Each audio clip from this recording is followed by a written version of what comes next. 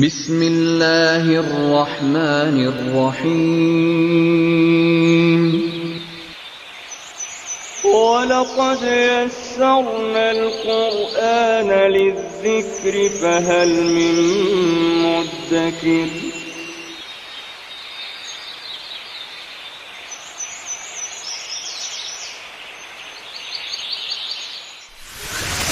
ألف باء تاء ثاء جيم حاء خاء دال ذال راء زاي سين شين.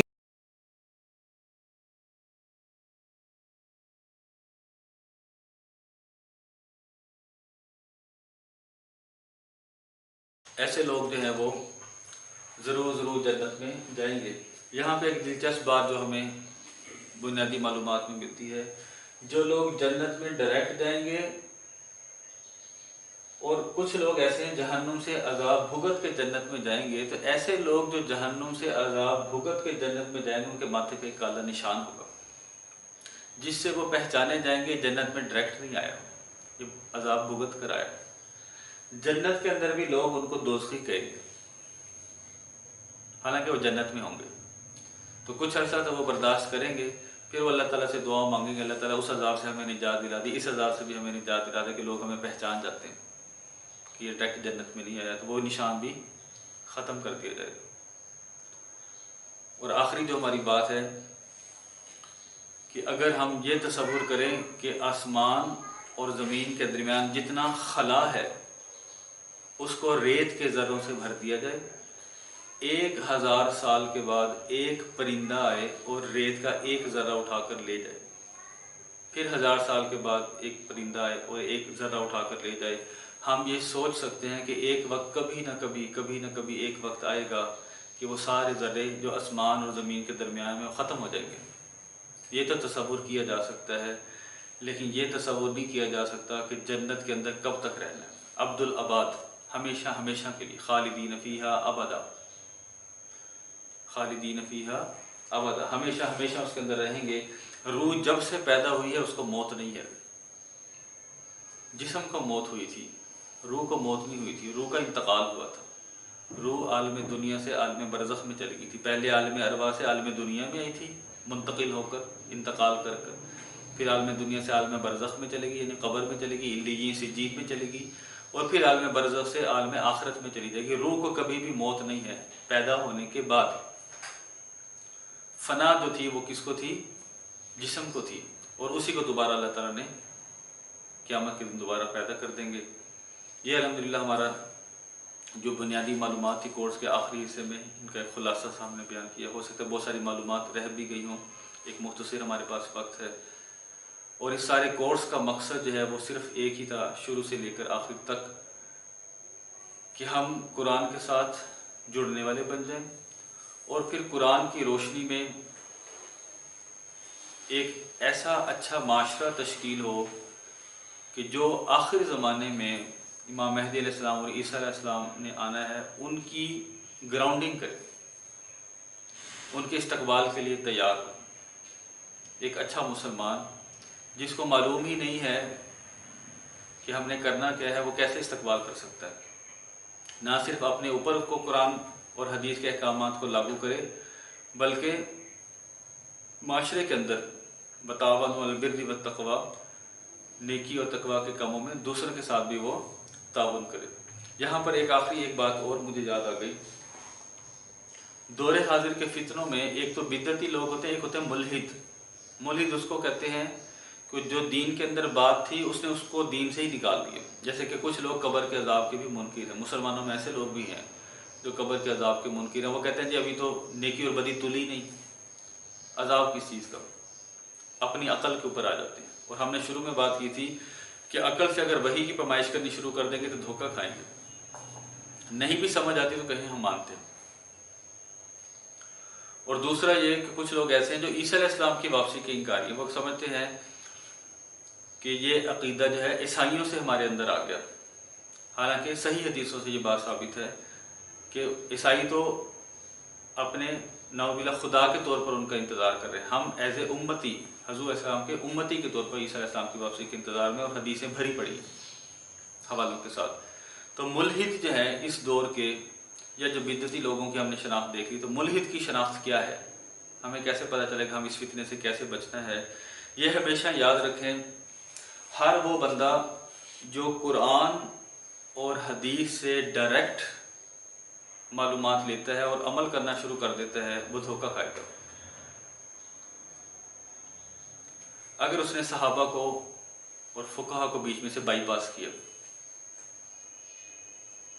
اور وہ یہ کہے کہ جتنا اجتہاد کا حق ان کو تھا اتنا ہی مجھے ہے، تو وہ دھوکہ کھائے گا۔ اور اس کی 2 مثالیں ہم نے پڑھی تھی کہ دف بجاتی تھیں عورتیں، بچیاں دف بجایا، مکہ سے مدینہ حضور علیہ السلام ہجرت کر کے گئے تو ان کے استقبال کے لیے دف بجایا، اور اس حدیث کو، اس واقعے کو اس وقت کے موجود لوگوں نے نہیں لیا اور انہوں نے دف نہیں بجایا اپنی شادی بیاہ پر یا خوشی کے موقع پر۔ اب اس وقت کا بندہ ان صحابہ کو بائی پاس کرے اور حدیث اٹھائے اور کہے اس کے اندر دف کا لکھا ہوا ہے اس لیے میں دف بجا رہا ہوں، تو اس نے غلط کیا۔ ڈائریکٹ استدلال نہ، ہر وہ بندہ جو اپنے اسلاف کو اچھا نہیں سمجھتا، جن کے ذریعے سے قرآن ہمارے اندر پہنچا، جن کے ذریعے سے حدیث ہمارے پاس پہنچی، جن کے ذریعے سے سنت ہمارے پاس پہنچی، خود انہی کے اوپر عدم اعتماد کا مطلب صرف یہ نہیں ہے خدا نخواستہ کہ حدیث قابل قبول نہیں یا سنت قابل قبول نہیں، پھر تو قرآن بھی نعوذ باللہ قابل قبول نہیں، کیونکہ یہ بھی وہ بھی تو وہی لے کے آئے۔ ان کے اوپر اعتماد کرنا ہمارے لیے ضروری ہے۔ اگر ان کے اوپر اعتماد نہیں کرتے تو پھر خود نعوذ باللہ قرآن بھی مشکوک ہو جاتا ہے۔ 100% ان کے اوپر اعتماد کرنا ہمارے لیے ضروری ہے۔ اللہ تعالیٰ ہمیں اس کی سمجھ عطا فرمائے۔ ابھی سورۃ البقرہ کی آیات جو آخری 2 ہیں وہ ہم انشاءاللہ دیکھیں گے۔ سورۃ البقرہ کا الحمدللہ ہمارا پاؤ جو سلیبس میں تھا اس کے آخری 2 رکعتیں 2 آیتیں رہ گئی ہیں۔ ربع جو ہے یہ چوتھا حصہ ہوتا ہے، ایک پاؤ اس کو کہتے ہیں۔ 44 آیت سے آگے ہے اعوذ باللہ من الشیطان الرجیم بسم اللہ الرحمن الرحیم۔ یہ وہی لفظ ہے جو ایاک نعبد و ایاک نستعین میں ہم پڑھتے ہیں۔ ہمارا ماضی مضارع امر نہیں مجہول واحد جمع پڑھنے کا فائدہ کیا ہے کہ ہم کہیں گے کہ اصل لفظ تھا استعانہ یستعین، استعانہ اس نے مدد مانگی ماضی ہے، یستعین وہ مدد مانگتا ہے، استعین تو مدد مانگ، استعینا تم دونوں مدد مانگو، استعینو تم سب مدد مانگو، افعل افلا افعلوا۔ آخر میں واو بتا رہا ہے کہ امر ہے اور سامنے کی بات ہوگی تم سب مدد مانگو، مدد حاصل کرو، بالصبر والصلاۃ، صبر کے ساتھ نماز کے ساتھ۔ وَإِنَّهَا اور بے شک وہ ایک، اب صلاۃ جو ہے یہ مؤنث ہے، پیچھے حالانکہ 2 چیزوں کا ذکر ہے تو یہاں پہ انہما ہونا چاہیے تھا، لیکن یہاں پہ انہا واحد مؤنث غائب جو ہے وہ ہمیں بتا رہی ہے کہ بات مؤنث کی ہو رہی ہے، اور جس کے آخر میں گولتے آ جائے وہ مؤنث ہوتا ہے۔ اس کا مطلب ہے وَإِنَّهَا بے شک وہ ایک نماز لَکَبِیرَہ البتہ بھاری ہے، الا علی الخاشعین مگر جو خشوع کرنے والے ہیں، عاجزی کرنے والے ہیں ان کے اوپر بھاری نہیں ہے۔ جو فاسق ہے، گناہ گار ہے، اس کو نماز پڑھنا مشکل لگتا ہے، لیکن جس کے اندر خشوع و خضوع ہے، عاجزی ہے، اطاعت گزاری ہے، اس کے لیے آسان ہے۔ اور یہاں پر جو ایک ہم نے پہلے بھی چیز کا ذکر کیا کہ بالصبر جو ہے یہ اعمال باطنی ہے، اس کا تعلق دل کے ساتھ ہے، اور الصلاۃ جو ہے اعمال ظاہری ہے، اس کا تعلق جسم کے ساتھ ہے۔ تو یہاں پہ یہ بتایا گیا ہے کہ بالصبر والصلاۃ کے اعمال ظاہری اور اعمال باطنی دونوں کے اوپر پورا پورا عمل کر کے اللہ کی مدد حاصل کرو، اور اس میں پرومیننٹ نمایاں کون سے ہیں؟ بالصبر والصلاۃ۔ الذین وہ سب لوگ جو یظنون، اب خاشعین کن کو کہتے ہیں اس کی تعریف آگے آ رہی ہے۔ الذین الذی وہ ایک جو، اللذان وہ دونوں جو، الذین وہ سب جو، الذین یظنون وہ سب جو۔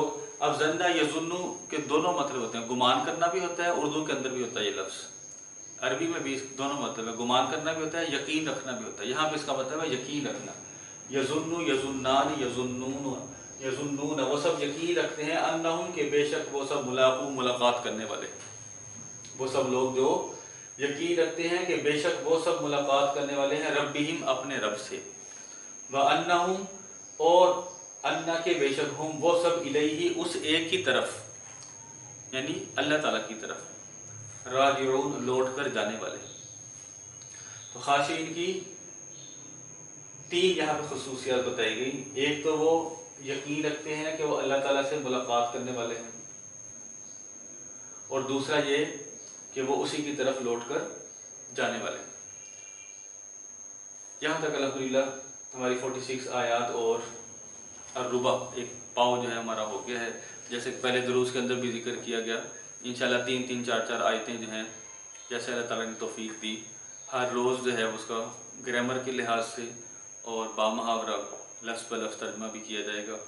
اور اس کی ضرورت اس لیے محسوس ہوئی کہ یہ والی چیز اب تک سوشل میڈیا پہ پہلے سے موجود نہیں ہے. تراجم تو موجود ہیں لیکن ہر لفظ کا تجزیہ کر کے انالیسس کر کے کہ میں کہوں یہ اصل میں ظنہ یا ظنو تھا، یہ خشع یخشع تھا، یہ استعان یستعین تھا، اور یہ ماضی ہے، یہ مضارع ہے، یہ امر ہے، نہیں، اس طرح سمجھ کے یاد کرنا ہمارے لیے آسان ہو جاتا ہے.